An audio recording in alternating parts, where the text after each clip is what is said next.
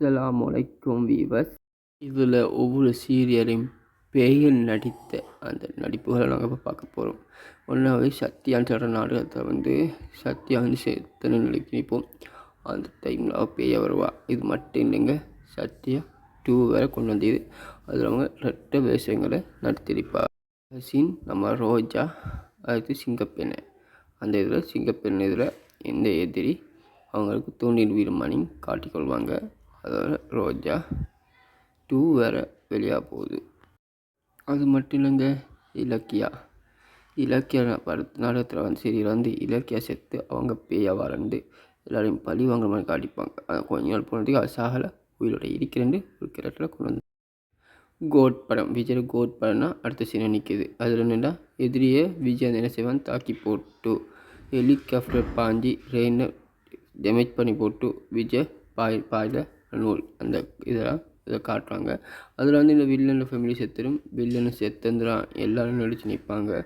அதில் பேஸ் பார்க்க பின்னால் வச்சுப்பாங்க. வில்லன் சாகலை, உயிரோடு நிற்கிது. அண்ட் எக்ஸ்டெண்டில் ஃபேமிலி மட்டும்தான் இறந்ததாக காட்டிப்பாங்க. அதில் பெஸ்ட்டுக்கு இதை ஏமாற்றிப்பாங்க. 2வது நம்ம பெசாண்ட், அந்த படத்தில் யார் இந்த விஜய் மகன் இந்த கோல் சுட்டு பெசாண்ட் 6 மணி காட்டிப்பான். பின்னால் பெசாண்ட் உயிரோட அவன் மட்டும் உயிரோட வந்தால் செத்து உயிரோட வந்த நம்புவியா, நான் ஏற்றுக்க மாட்டேன்ட்டு இவங்கிட்ட கேட்டு யார் இந்த விஜய் இதில் இப்படியாங்க காட்டிப்பாங்க. பெசாண்டு செத்து உயிரோட வர மாதிரி காட்டி இந்த வில்லனும் உயிரோட வர மாதிரி காட்டிப்பாங்க. இது படம். இதில் செத்த ஹீரோ திரும்பி உயிரோட வர மாதிரி காட்டுறதுல லைனில் இதுவும் வரும். மட்டும் இல்லை, கோட் 2 வரத்துக்கு அதிகமான வாய்ப்பு இருக்கிறது. அதுக்கான திட்டங்கள் நடந்துங்கிறது. அஜித்தும் அதில் நடிக்கிறதுக்காக இதாக இருப்பாங்க. இனிமேல் படங்களில் ஹீரோக்களை வச்சு தான் நடத்தி முடிப்பாங்கன்னு நான் நினைக்கிறேன். அன்பே வா சீரியல், அந்த அன்பே வா சீரியலை சொல்லணுன்னா நம்ம பூமிக்கா கொஞ்சம் ஒரு சிங்கப்பெண் மணி அதில் நடிச்சிருப்பார். அதில் கொஞ்சம் இதாக மணியும் இது கொஞ்ச நாள் போனதுக்கு அவங்க எதிரியால் தாக்கப்பட்டு பூமிக்கு சாகிற மணியும் ஒரு பேயா எல்லாரையும் பழி வாங்குற மணியும் அந்த சீரியலையும் காட்டிப்பாங்க.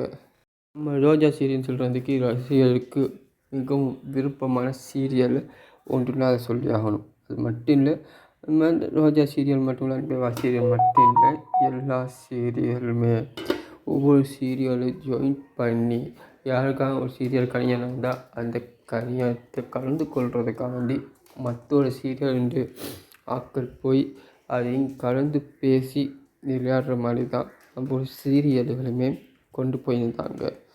அதில் ரோஜா சீரியல் சொல்ல வேண்டும். ரோஜா சீரியலை பற்றி நான் உங்கள்கிட்ட இன்னொன்று சொல்கிறேன்.